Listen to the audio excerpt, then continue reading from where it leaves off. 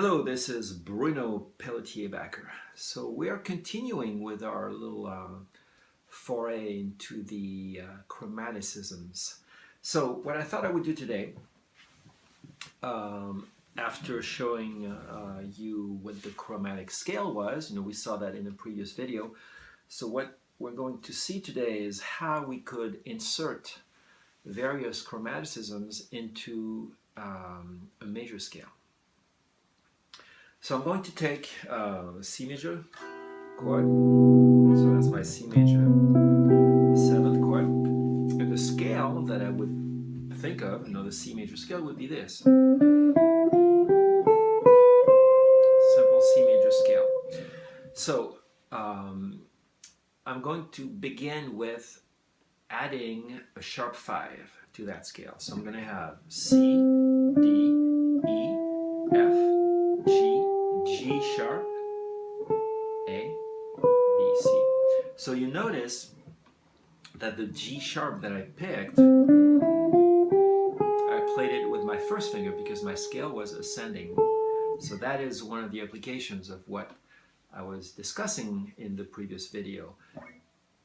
If I have a note, and in this case that's what this G sharp is, that is not within my position, while ascending, I'm going to fetch it with my first finger and come right back in position and continue.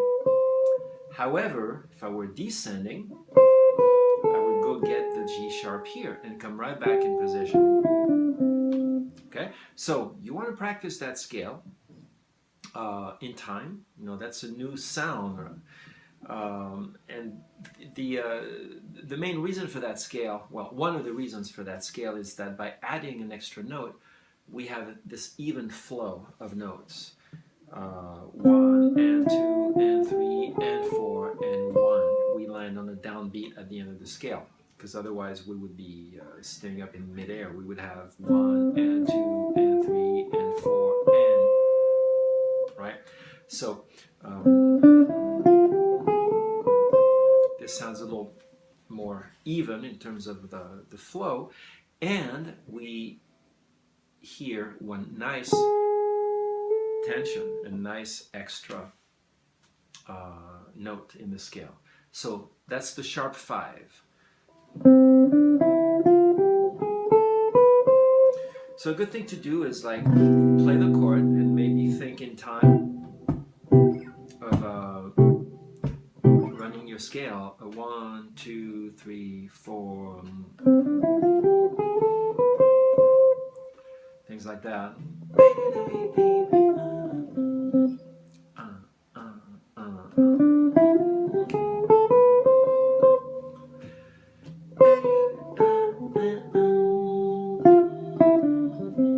Okay, so go up and down in different ways, but you just every time hit that G sharp in between the G and the A. So you want to do that in different positions. For instance, if I'm using this fingering here, which I think of as an A shape, so I have C, D, E, F, G, my G sharp will be here out of position, come back in position with my A, and finish here.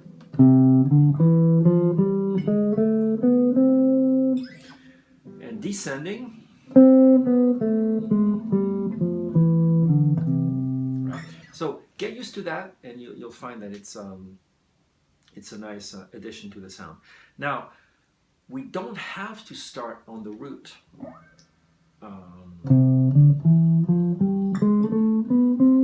I could start on another note, like on the E, for instance. So if I go E, I'm still going to call out the same exact note that I was playing, but I'm going to go from E to E, so it's going to give me this. E, F, G, G sharp, A, B, C, D, E.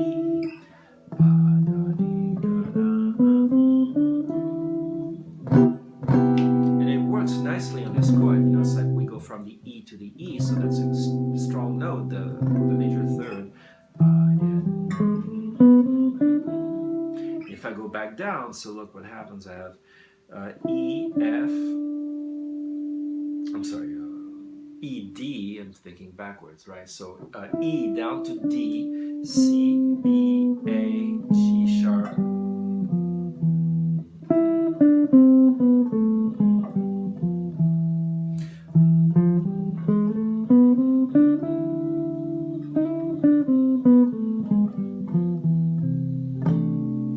so those are nice sounds. Now you can get your ear used to that. I can also show you what happens if we're starting from the fifth, which is another strong tone. Going up, it doesn't sound so great. You know, you have G to G sharp, A, B, C, D, E, F, G. It sounds better descending from the G. So G, F, E, C, B. Those would be the notes.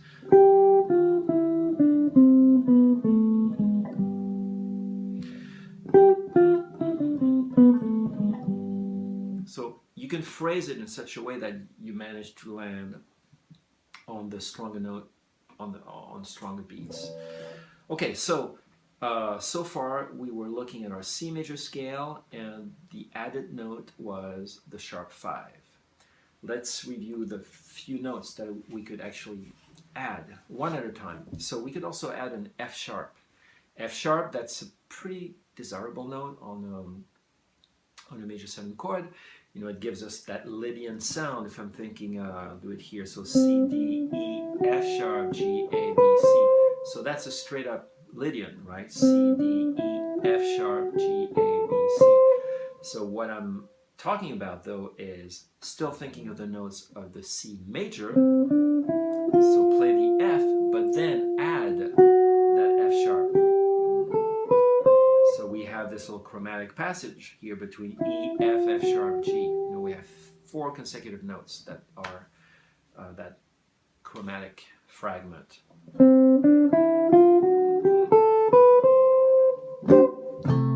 So it sounds nice too.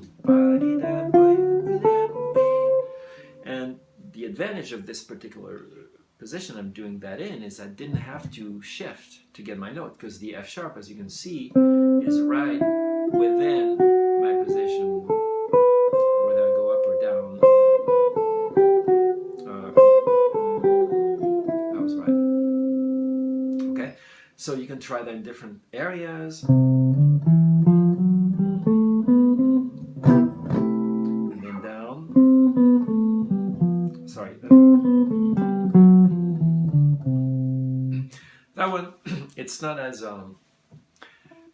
strong as the first one. The one with the sharp 5, that's the one that's usually referred to as the BeBop scale for a major 7 chord, or major 7, or I mean a major scale. That's what I mean, which goes with the major 7 chord, of course.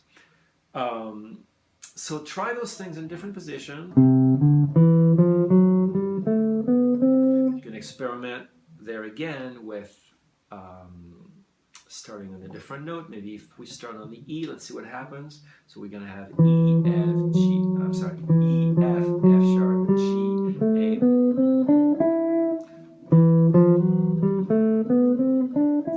This one's going to sound better descending, right? Because we have those chromaticisms towards the end of the resolution. Okay, so that was basically example number 2, where we had a sharp 4, so an F sharp added to my C major scale. Now those 2 are really the best ones. We could see what happens, for instance, if we add a sharp 2. You know, so in that case I would have C, D, D sharp out of position, E, F, G, A, B, C. So it gives me this. Again. So when you practice a scale like that, of course, hum it like that's how you get used to the sound. That's descending. I had now to use my 4th finger.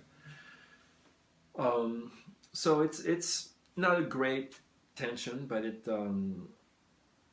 works. It works. All those work. You know, there's this whole series of rules. Like, now, in fact, I would invite you, those of you who are really wanting to discover more about this whole concept, is if you look into the teachings of Barry Harris, the piano player.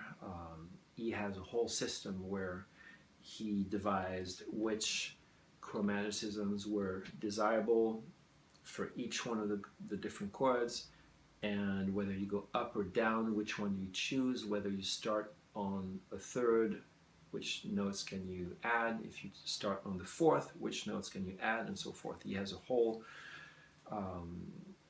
pretty thorough set of rules and guidelines for that. But you know, we don't need to go too deep into that. This is just systematically adding one chromaticism, and you know, we see what happens, and what we like we can retain, and what we don't exactly like, well, we save it for later and not worry about it. The last one would be the chromaticism between the root and the second. This one is not very good when we go up, because you know, we throw in all the tension at the beginning of the scale, and then at the end it's just like a regular major scale. Now that one, on the other hand, would sound better descending, because you have that extra tension before the resolution. See that? So so that was and descending.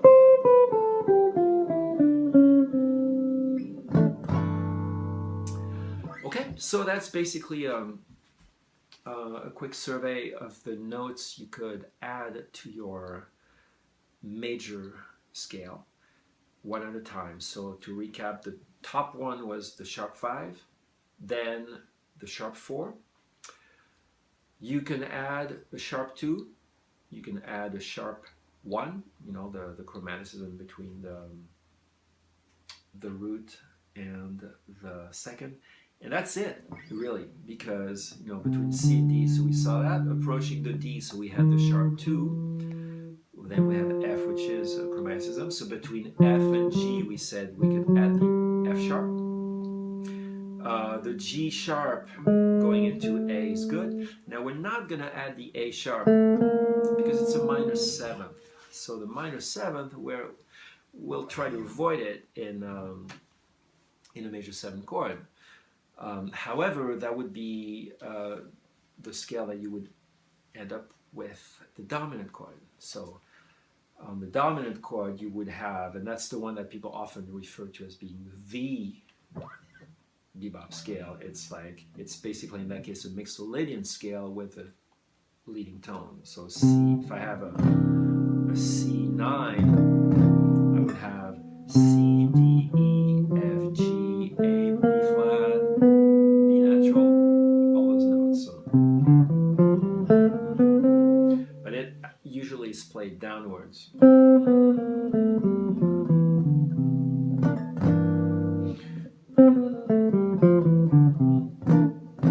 Sounds better going down. So there again, you can practice it starting from different notes. Say if I started from the E,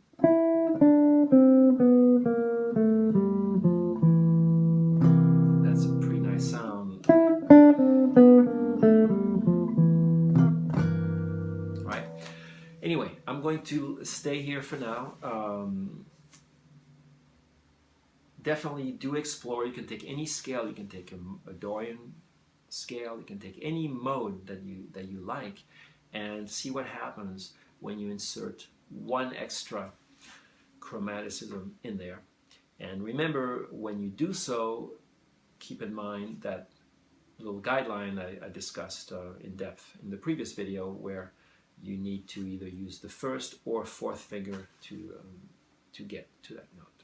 All right, so stay tuned. I'll do another video with chromaticisms in relation to chords, and I think that'll be equally interesting. All right, take care.